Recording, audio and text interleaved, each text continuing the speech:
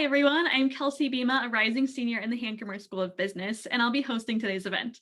It's my pleasure to welcome you to today's professional development program, where we'll be featuring Moroni Rodrigues, the CFO of Marsh McLennan Agency.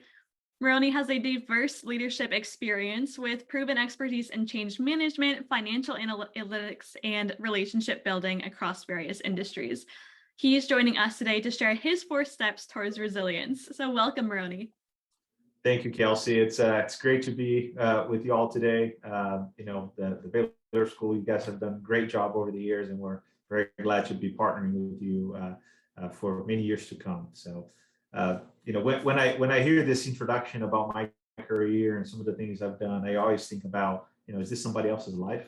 I've done a lot, worked for a lot of big companies, was involved in some pretty large projects, but everything for me started back in Brazil, right?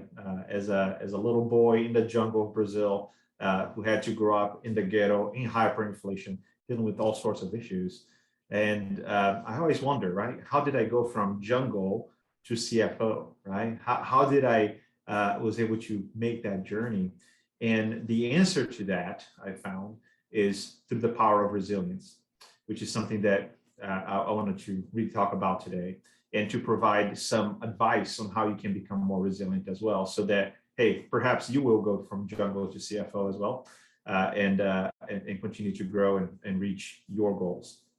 So the first thing I want to tackle is, what is resiliency, right? Like, what does resiliency mean? And the way I frame it, resiliency is your ability to continue to push forward despite all the adversity that may be coming your way, right? People who are more resilient, they do better in their jobs. They have better mental health. They don't feel as depressed or anxious about life. They're always doing stuff, right? They're always overcoming challenges, and it's because they have that mindset that allows them to overcome challenges that come their way. Many employers, right? Many companies out there are looking for employees who are resilient. Because guess what? When you get out of college and you go to work, there's a lot of challenges. There's a lot of things you need to overcome. And if you become resilient, you are able to more easily overcome those challenges. Okay, so that is what resiliency is overcoming challenges over time. Now, it's very interesting about resiliency is that, unlike some things like basketball skills, for example, you can learn how to become a really resilient person, right? I'm never going to become Michael Jordan, right? I can't jump like that guy can, but I can become just as resilient, because that's a learned skill that you can overcome, that you can develop over time. So for me, right, I was blessed to grow up dirt poor in Brazil. And because of the challenges that I was faced in life, I was able to develop some resiliency skill sets through the teachings that my parents gave and the experiences I lived through. You can also develop those skills without having to have lived through what I lived, right? That's what the body of research says, right? You can become more resilient if you're able to focus on certain key aspects of your life. So what I want to talk about today is 4 things that you can do to become more resilient. And as you become more resilient, you're probably going to become more successful in your life as well. So the picture that you probably see on the screen, I have on the PowerPoint, a picture of a little boy walking on the dirt over here. This is a neighborhood where I grew up, right? Very close to where I grew up. And the houses that you see there are probably nicer than the house that I grew up in. And he probably has more shirts and shoes than I did as well. So there was a lot of difficulty that I had to overcome in growing up. And if you've never been in a third world country, this is more common there than it is here in America, for sure. But again, you do not have to grow up in this scenario for you to learn to become a resilient person. So the first lesson I want to teach you is a lesson that I learned from my dad. Is the lesson of always pursuing goals. Right? When you pursue goals, you're able to stretch yourself. Right? You're able to become better today than you were yesterday, because you're pursuing goals. Now, it's my dad always told me that if I dream as high as the sky, I need to build pillars for me to reach those goals and those dreams. I've seen that throughout the years, that's true for many people, that they may have lots of dreams, right? Maybe you want to be the CEO of your own company, and you also want to, teach yoga class on the side, and you want to have 10 kids, and you want to have a Ferrari, and you want to do this and that, right? There's all these things you want to do, all these dreams. But what actions are you doing today that will allow you to reach those dreams? That's very important. In the other end of the spectrum, you have people that just go to work and they work really, really hard. They're the drones, right? They're always putting their best and working really hard, but they have no idea of where they really want to be in 5 years. They have no plans of where they want to be. And as a result, they're not able to grow and develop very much. You get the most results if you're able to have a good dream and a good vision of where you're going, and you work really hard to achieve that dream, right? So dreams plus action equals results. And the more you learn that lesson, right, of pursuing goals in that fashion, right, that are goals that will stretch you and make you become better, the more you're going to become resilient, because that action of trying to expand yourself and chasing after something, that helps you get the right mindset to develop the resiliency. So when I was young, right, my parents lived in the jungle in Brazil, in the Amazon jungle. And there's a picture here of my mom and my sisters building our shack in the middle of the jungle, right? So it's real. It's definitely Jungle Boy there. And when I got to be a little bit older, my parents moved to the south of Brazil, where I had the opportunity to get more education. They knew that for me to get out of the ghetto, I needed to be well educated. I needed to learn more skills than they were able to give it to me, because let's face it, right? My mom has 4th grade education. My dad has 5th grade education, right? They work really hard, but they never really studied that much. So they couldn't pass on to me certain skill sets that I needed in order to be successful. So we went to the South, and when I got there, I had this great idea that I was going to become an IT guy, right? And I didn't have computers, and I didn't have a way to learn computers because it was too expensive. But we found this class that was teaching free computer classes in downtown in my city, but it was about an hour away, and we didn't have money for the bus. So I started using my feet, and I walked there every day before school. I would go and in an hour to that school, learn how to deal with computers, and then walk to my actual school and study, and then walk home, and then after that do some work. So it was a lot of work. There's a lot of walking. I walked a lot when I was younger, but that mentality of I want to become an IT guy, and for that I need to get this education, prompted me to then do the actions that would allow me to become that kind of person, right? I learned how to type. I learned how to use computers. I became a webmaster, a graphic designer, and I even had my own web design company at some point because of that. So now, if you look at me, I'm a CFO, right? I'm not an IT guy. So my goals did not take me to become an IT guy, but it extended my horizons and expanded my ability to do things. And today, my presentations are a little better than they would have been if I hadn't pursued that path. And also, I can bring in the knowledge that I gained pursuing that goal to the profession that I do today, right? I spend a lot of time in IT and development, even though I work from the finance side now. I eventually got my MBA. I have a master's in business administration, and you can see pictures here of me and my kids on my graduation day. It was very hard, but again, I had a goal, I had a vision, a dream, and all my work was focused on delivering on that vision. So if you want to become resilient, if you want to be successful, your actions and your goals, right? Your actions and your dreams, they have to be aligned, and you need to continuously pursue goals so that you can expand yourself. Okay, so the next lesson that I find very valuable when you're trying to become resilient is your ability to value accountability. What is accountability, right? Accountability is your ability to take responsibility for the things that are happening to you, right? So the buck stops with you. You cannot pass it to anyone else.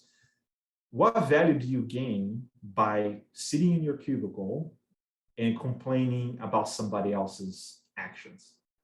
None.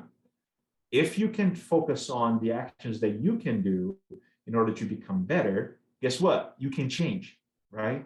You can change your attitude, you change your actions to then achieve a different result. But if you always blame somebody else for the things that happen to you, you will never change and you don't have the ability to become better. So again, learn the value of accountability, because the more accountable you are to yourself, the greater your ability is to change and develop. I remember when when I was in an employer, I was in charge of a large project, right? And that project involved several people around the world, 14,000 assets that needed to be audited. And I, went in there, put all my best effort. I had people in charge of different sections of the projects, and I was able to compile all the results of the project. And after a couple of months, there was a critical flaw in one of the aspects or in one of the audits that was done. And when I presented that to senior leadership at my company, they asked, what happened, right? What went wrong there? Well, my first attitude was to go to them and say, look, this is that guy's problem, right? I gave him the right instructions. I had recurring meetings with him, and he just did not do what he was supposed to. And as a result, now we have this big write-off that we need to do on inventory. My manager turned to me and said, you are blaming somebody else for something you are in charge of. What could you have done differently so that that would not happen? And when he said that, it made me really realize that the problem here is not that guy, right? People are fallible. They will always make mistakes. We're all imperfect. The problem was that my process was not strong enough to monitor and identify those problems as they were occurring. That changed my whole mindset. And I was able to adapt and change my process so that that never happened again. So again, if you are accountable, you can change. If you're not accountable, you're going to be blaming somebody else, and you're never going to change, and you're never going to become resilient. So the buck stops with you. If you learn to become accountable, you're going to learn to become resilient. One of the people that gave me the greatest example on being accountable is my dad, right? My dad, he grew up in very challenging circumstances in his life. He was the only dark-skinned person in his family. And as a result, he had to work barefoot on the fields of Brazil during frost, and even sleep with the pigs or be thrown at an orphanage at an early age, all because of something he couldn't control, which was the color of his skin. My dad, when he was 18 years old, decided to go into the army, and he changed his life around, right? He was able to overcome some of those challenges with time. My dad he never accomplished much from a financial standpoint, right? He never became super rich or built companies, but he has impacted the lives of so many youths throughout Brazil, and he has elevated them, made them better, right? He was accountable for the things that he could control, and he did not let the things that he couldn't control change him and make him bitter about life, right? So you can either sit there and wail and sorrow about the other things that people do, or you can take ownership of what you can control and take ultimate responsibility for your life.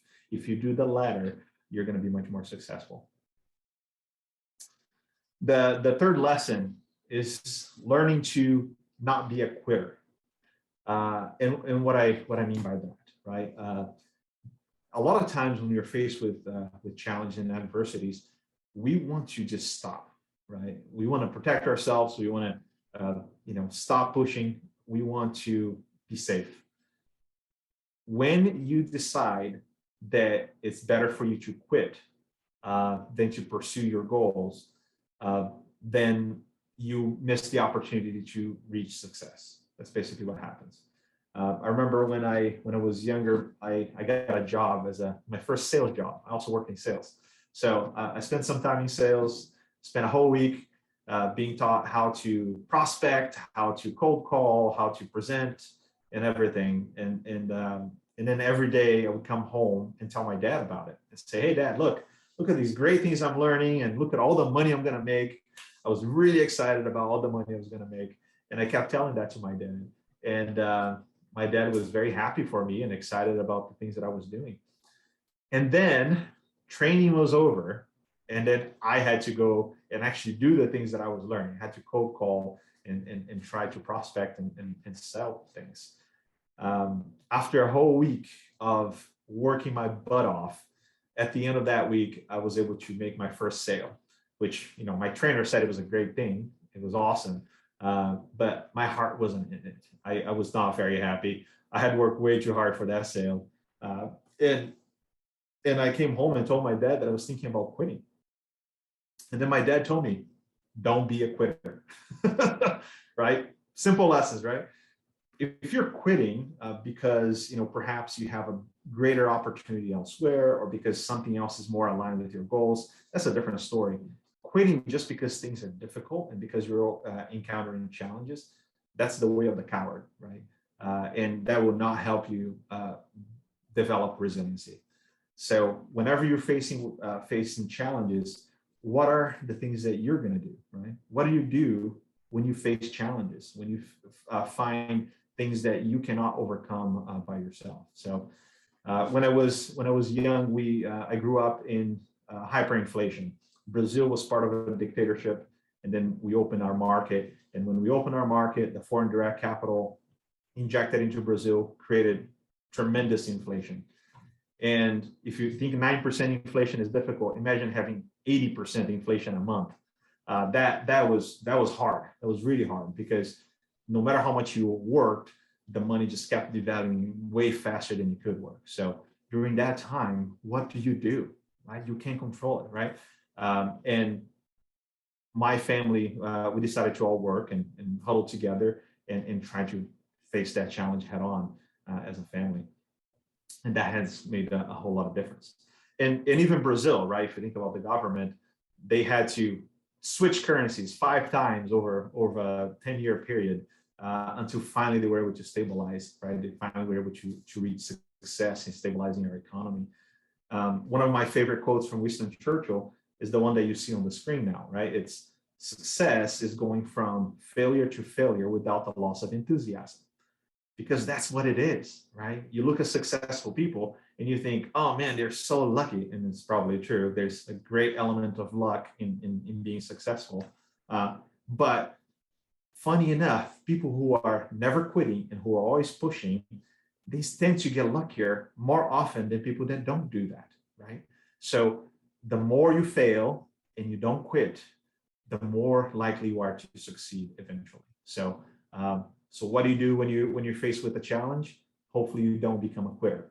And if you don't, you're going to become more resilient as well.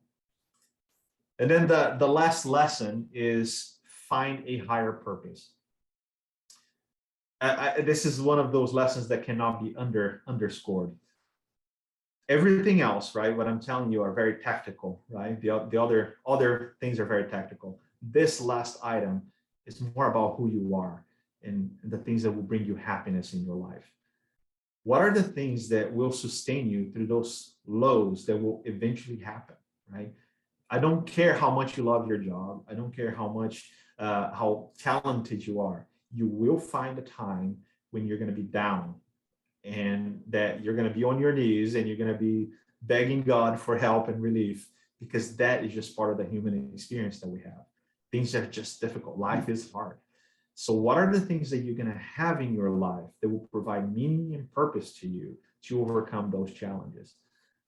For me personally, my pursuit of happiness led me to God, right, to church, and also to my family. And that is where I find my highest purpose and joy, is really right there. I spent time as a full-time missionary for my church in New Jersey, being a Spanish-speaking full-time missionary. I did that for 2 years. And From there, I went to college and met my wife, and we had 3 kids, and we're very happy here in Texas. But this is where my happiness is. While I do get some highs, and I love delivering results. I'm just the kind of guy who likes to do that, right? I like taking challenges and overcoming. My happiness does not come from there. My happiness comes from something else, from a higher purpose that I found for myself. And as you find whatever that is to you, whatever the higher purpose is for you, you will become more resilient, because it will help you in those difficult times that will certainly come in your life. Okay, so let's wrap it up, right? Talk about a lot of concepts. I talk about these 4 lessons, but let's wrap it up to make sure that we remember them. So the first one is pursue your goals, right? You got to pursue goals. You got to stretch yourself. You got to overcome and improve your current attributes that you have today, right? You have to dream, you have to have actions, and then you're going to see results, right? And even if some of your goals change, or if you don't ultimately become the person that you were thinking you're going to be in 5 years, the attitude of continuously chasing goals and overcoming them is going to help you become more resilient. Be accountable. Don't stop passing the buck. Be brutally honest with yourself, right? Stop blaming other people for the things that you should have done differently. And if you do so, you can change and become better. Don't be a quitter. Life is hard. So what, right? Push back against it. Persevere through the problems, even as things get difficult, because few things in life that truly matter come without a good measure of sacrifice and commitment on your part. And then the last one is find your higher purpose, because that is where you're going to find your happiness, not on the other things. So if you do those 4 things, you will become very resilient and very desirable for many of your employers. And guess what? You're going to be happier for the rest of your life as well. One of the things that was asked before was, how can I showcase my resilience in my resume or interviews? Resiliency is really advancing despite adversity, right? So I would think about moments in your life where you were able to overcome challenges. I love interviewing people that comes and tell me, look, I had this big challenge and look how I overcame it, right? When they can showcase that, I can tell that person is resilient, and that if I give them another challenge, they're more likely to overcome it, right? So think about sports, right? If you play sports, how did you overcome a very difficult challenge? How do you prepare yourself to overcome that challenge? If you're talking about volunteering or maybe a previous job, how did you overcome something that expanded you? How did you set a goal that was so difficult that made you become a better person? So the more you can showcase that in your resume or in your interviews, the more likely your employer is going to be to see that and really want to hire you eventually, because I would. Okay, so with this, open up for more questions. Thanks so much for sharing your 4 steps towards resilience, Moroni. I know that I particularly enjoyed the delineation that you made between the people who have really big dreams and the people who work really hard, because you do need both, right, to build that resilience muscle, as you've showcased today. So we did have a few questions from our students that were submitted that they'd like to ask you about your path towards building resilience. And the first one is, aside from showcasing their resilience, what steps would you advise students to take now to differentiate themselves early in their career? I think few things help you differentiate yourself more than a sense of purpose. When I was in college, I had many friends that every 6 months they changed their major, it felt like. So that doesn't really help you very much to graduate, and doesn't show that you're pursuing goals. So I'd find something that is difficult, find some purpose, and go chase it. If you want to be, the top salesperson in all of Waco, Texas, what are you doing to get there, right? What kind of networking are you doing? What kind of skill sets are you developing so that you can become that person? I think that's what I would try and do. Thank you. You're right. It's so different and noticeable when you meet someone who does have that higher purpose, and it definitely shows in the way that they carry themselves. One thing that stood out as students looked at your story is your soft skills and your leadership skills. Will you tell us more about how you developed those soft skills alongside your technical background? Yeah, no, definitely. Trial and error. Like with anything in life, it's trial and error, right? Like you have. I definitely took trainings and I watched YouTube videos and I had feedback sessions with my managers. But I actually always ask people to give me feedback on that. You know, some of the people I even work with now, right? My CEO, he can attest to that. Every year we talk about what can I do differently, what can I do better. I'm always focused on how can I become better. Not to be too religious here, but in the Bible, Jesus said, "Become as perfect as I am." I'm not perfect yet. That means I got to learn something, and it will take a while for me to get there. So, what are the things that I can do in order to become better? And it doesn't matter how awesome you think you are. There's always something you can learn, and relying on people to give you that feedback and you honestly receiving it will help you develop those skill sets. And it will take a lot of trial and error, but you get there eventually. Yeah, feedback is a gift, right? It takes being a lifelong learner to eventually be able to develop those skills. I And agree. as you've held a variety of roles throughout your career, will you share some of your best practices that you've used to be able to best manage your time? Oh, let's say manage your time is difficult because guess what? There's a lot of things that are competing priorities in your life. Either personally or at work. There's always going to be something happening. I always take the big rock concept, right? If you probably have seen this in grade school or something, right? You have a jar and you have a jar that, there's some big rocks, some small rocks and sand and then water. If you put the water and then the sand and then the little rocks and then the big rocks, you won't be able to fit everything inside the jar. But if you take a different approach and you put all the rocks in first, and then you put the little rocks and you put the sand and in the water, you can fit all of it within the same jar because you fully utilize the space within the jar. That's the same thing with our time. You got to find those things that are really, really important, those big rocks, and you put them in your jar, right, every day, and you do them. When I was at Deloitte, there was a lot of people that didn't know very well how to use Excel. They were struggling with Excel skills. So I set for my team what I call the sharpening the X moment, right? And we had it in our calendars every day for 15 minutes. And that's 15 minutes where we would stop what we were doing and we'd try to figure out a new skill about Excel. And then we would share, right? And over time, right? Just 15 minutes is not much, right? What is 15 minutes a day? That's nothing, right? But over a whole year of doing that, we all became experts in Excel, right? Wow. So it's about identifying what matters, what is the vision you have, and setting the time to continuously do it. So if you can find those big rocks, you're going to utilize your time much better. That's something that's so easy to do even as students, right? Is commit to what's 15 minutes a day to committing to learning a new skill. And that's something that we could use towards any resilience building skill, whether it is accountability or finding a higher purpose. 15 minutes a day is something that's very manageable, even in a student schedule. Yep, I agree.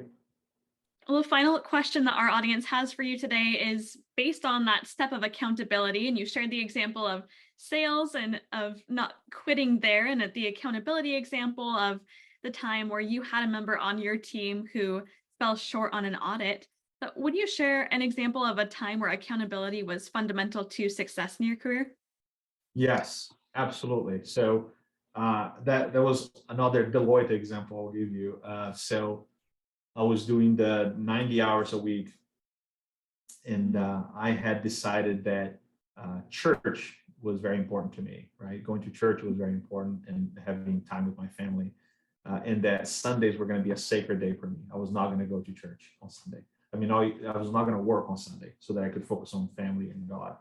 And on a Saturday, my manager comes to us and says, I need you to be in downtown New York to deliver this package to the board of directors so that we can have our board meeting that day. And, I went back and started thinking, what about the commitment that I made to myself, right? To not work on Sunday. So I went to my manager and I explained that to him and said, look, I'll make a deal with you. If you don't make me work on Sunday, I will be the first guy in on Monday and the last guy out on Saturday every day, every week. And that's how I work 90 hours a week on a consistent basis for Deloitte with 2 hours of commute each day without working a single Sunday, because I had a commitment that I had to overcome. Now, this is very interesting because being the first one in and the last one out, I did a lot. I grew faster. I experienced more. And I knew that I needed to be the A player in that team because my commitment to God was at stake. Because obviously, if I was not delivering, they would not say that I could take Sunday off, basically, right? So again, being accountable to yourself and accountable to the goals and the pursuit of happiness that you have makes a huge difference. And he made it for me. Right? For me, it was a game changer because it let me grow faster than anybody else that was in that office. I went from college to CFO in 9 years. Wow. And part of that is because of that commitment. And I'm very grateful for the ability to make and keep commitments. That's such an inspiring story and a great illustration of the way that being accountable to your own personal beliefs and being true to what you've committed to in that way has actually allowed you to learn more faster and be able to make those growth strides in your career. So, Moroni, thank you for sharing with our audience today your 4 steps towards resilience and how students can begin to take these steps now in preparation for beginning their career. Students, we want to thank you for being with us and want to direct you to the URL on this slide for the survey for attendance credit. Thanks, everyone. Thank you all. Have a great one.